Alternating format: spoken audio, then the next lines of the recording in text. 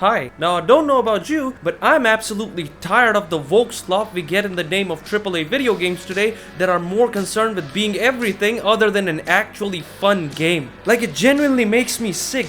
These games be giving a man DTDs, digitally transmitted diseases. So imagine my surprise when I hear everyone talking about this one game where the creators actually seem to have cared about what they were making.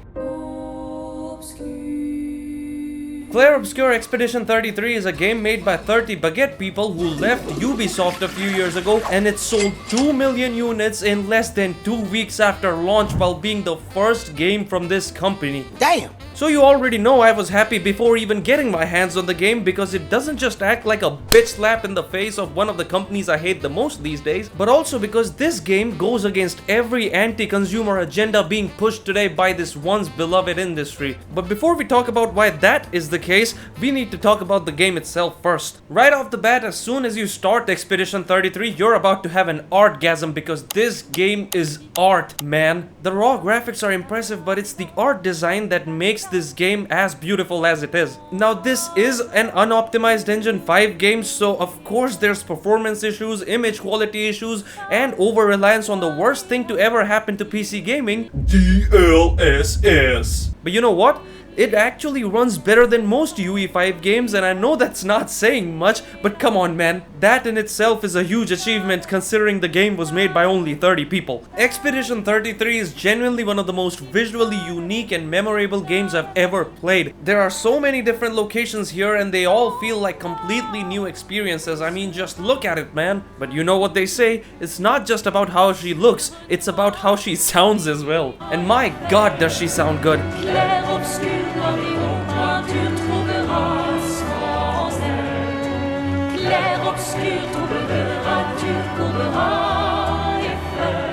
The music of Clair Obscur is easily top 10 best video game soundtracks of all time. It is so powerful to the point that it's able to shift your feelings from one to another in an instant anytime it wants. I feel this shit in my soul, man. It is also one of the biggest reasons why every place is distinct and tells a story like the marks from a stepfather's belt. Speaking of stepfather's belt, the combat in this game be hitting, dog.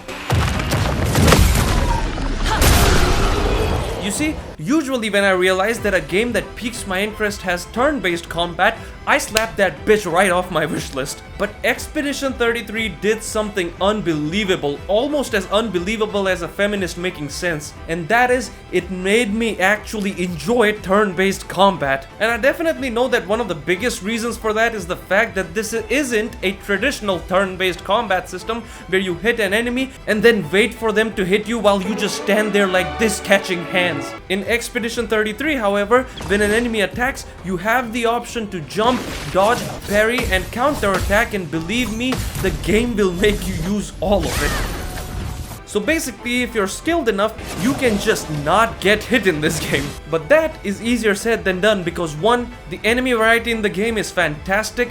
Every location you go to has a different set of enemies, each with different moves and abilities, so you need to learn a lot of different movesets in order to counter effectively. And 2, depending on the difficulty you play at, the timing window for avoiding damage can be as tight as your mother's butthole. 2 characters are kept for backup, while 3 characters can fight at a time, and they all feel distinct, unlike Taylor Swift fans. The upgrade system is expansive, and there is so much room here to create different types of builds. In fact, the game goes out of its way to make it simpler for you to experiment with different builds. Every character feels unique to play. There are so many different moves and skills, various stat and equipable upgrades, status effects that chain together and play off of each other like fire and ice. Like, the combat has so much depth and intricacy to it. Later on, when you've got your hands set on a build to the point where most of the time you don't even have to spend time reading moves before performing them, the fights just start flowing. There's real strategy involved in the combat encounters, where you always have to be thoughtful to take your enemies out efficiently. Which attacks to use, what is the enemy's moveset, choosing between destroying weak points on one enemy versus using that energy to perform special skill moves on another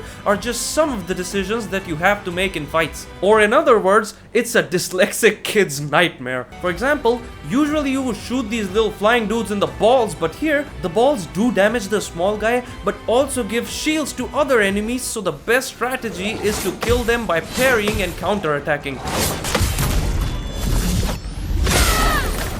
Moments like these just work wonders in spicing up the gameplay loop and making you feel big smart. The boss fights are just epic and have a sense of scale to them thanks to the music, visual, and other elements of the game. They are so cool and so fun. Dangerous. Must fall. Except when they aren't, but I'll get to that in a bit. The animations are fantastic. Sound design, visual effects, and haptic feedback are incredible and make every hit, parry, and counter attack feel so fucking satisfying.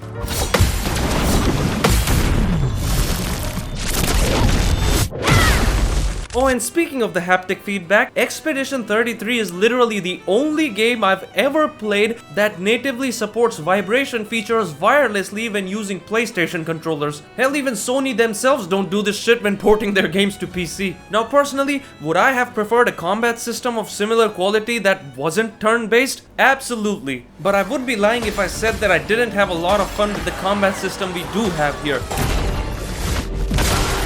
I would also be lying if I said that it didn't have any problems. What's that? You thought I would spare this game just because it's a beloved AA title? Boy, if you don't get... The biggest problem with Expedition 33's combat is the difficulty scaling, which can be absolute dog shit at times, especially in the later half of the game. Holy shit, I just did 10,000 damage and it took nothing off his health bar. There will be moments in this game where enemies can take up to 20 minutes to kill and they will just kill you in one hit. You can also end up in a situation where direct hits to an enemy's weak point won't register somehow, and then when a character dies, you can't hit that weak point anymore because the stupid dumbass camera will not allow you for it with a different character. So you're just stuck there chipping away at a massive health pool while you yourself can die instantly. I mean, what the hell is the point of finding a cool looking optional boss and getting excited for a fight when he can just do this? This is not fun, it is just tedious, time-consuming bullshit. And don't give me that stupid-ass argument of, oh, you can just grind more, bitch, that's your mother's job. I'm so sorry. I fought almost every enemy I came across for at least 60% of my time with this game. Hell, I even respawned some enemies using the campfires to fight them again, and it still didn't make that much difference. At that point, I was like, what's the point? And then I didn't think much before running past some enemies. But what about the exploration, gaming tank? Well, the thing about the exploration in this game is, it is rewarding, but it isn't fun. Let me explain. Expedition 33 follows a hub-type open-world approach where you have a larger map from which you can travel to different levels. Other than the main levels, there are some optional locations which range from that school to what the fuck even is this shit. The main levels house many cool secret items, upgrades, and optional boss fights like I mentioned before. The main problem is that the traversal is just not enjoyable. It is mostly just running and jumping with goofy-ass animations in a system which controls as precisely as a blind dude playing Hawkeye, yet they still expect you to do some platforming with it at times. The platforming isn't challenging, it's just that the controls aren't built for this shit. You also have the worst kind of climbing system found in modern games where you can only climb at certain points, then hold the left analog stick forward and the game just plays by itself. You do get grapple points at times, but you can't even use them when jumping. You have to stand still to use them. The only difference switching the characters makes is to the running animation. It just gets too repetitive too quickly, man, especially when you try to explore every corner of every level like I do. There is no variety in this regard, and that just takes away from the incentive to explore. Couple that with the progression system that makes the game more tedious as it goes on, the gameplay side of things just becomes boring for the most part in the final few hours. What doesn't get boring, however, is the story, which is undoubtedly the best part of this game, besides the music, that is.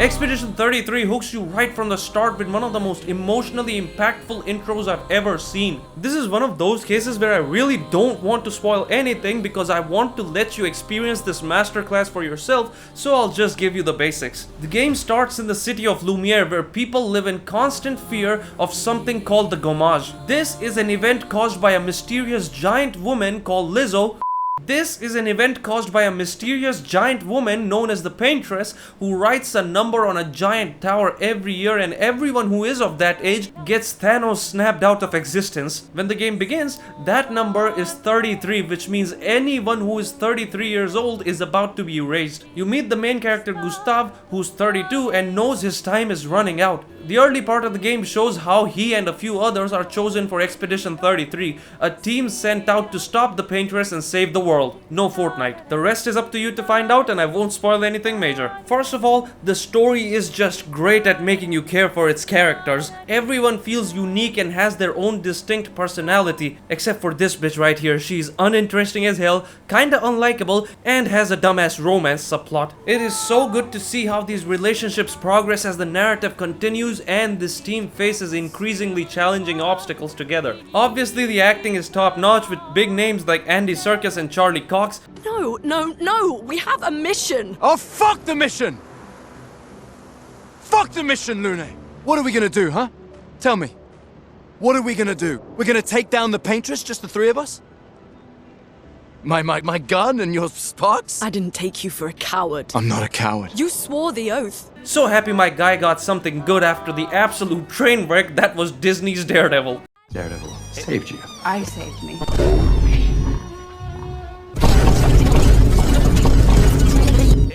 It also helps that Expedition 33 has some of the best motion capture and facial animations ever. Seriously, it is baffling that a game made by 30 people with a small budget does this shit infinitely better than these soulless big budget slop fests. I'd be stuck carrying all that rice on my own. The lip syncing can be a bit off at times though. This is definitely a slow burn type of story where a lot of time is spent placing pieces of a puzzle, and when they eventually start coming together and make sense, it's just amazing. The writing is impeccable and there are so many memorable pieces of dialogue here which are elevated to another level with the beautiful cinematography and soundtrack. Environmental storytelling is second to none, and the collectible logs you find just add more to the intrigue. The game is also just phenomenal at managing different tones together. It can transition seamlessly from heartbreaking to heartwarming in an instant. It isn't afraid to be mature and dark, just like it isn't afraid to be silly and funny. No joke, this is legit one of the few cases where a game has actually made me laugh out loud. What the hell is going on over here?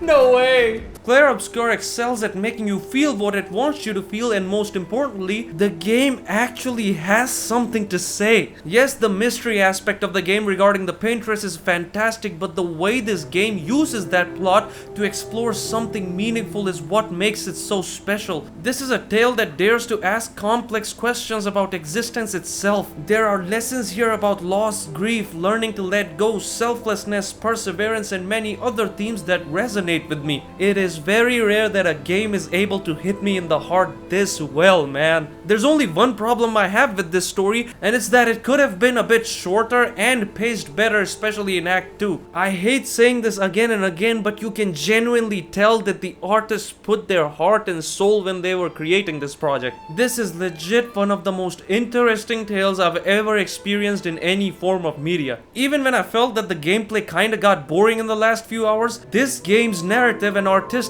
vision made me not want to put the controller down. Expedition 33 is so important because it cares and respects both the game and the ones playing it. In a sea of greedy, woke, lazy, uninspired, pathetic trash, Clair Obscur stands out to show what games can be if they are made with passion. While these other games are getting more expensive than ever while also progressively getting worse in terms of quality, Expedition 33 is genuinely a moving piece of art that launched at $45, man. This is one of those cases where I can proudly say that a game deserves all the success in the world. It is a very rare breed of video games because of what it represents, and it is kind of our duty to support it, because that is the best way to send a message to these anti-consumer corporations.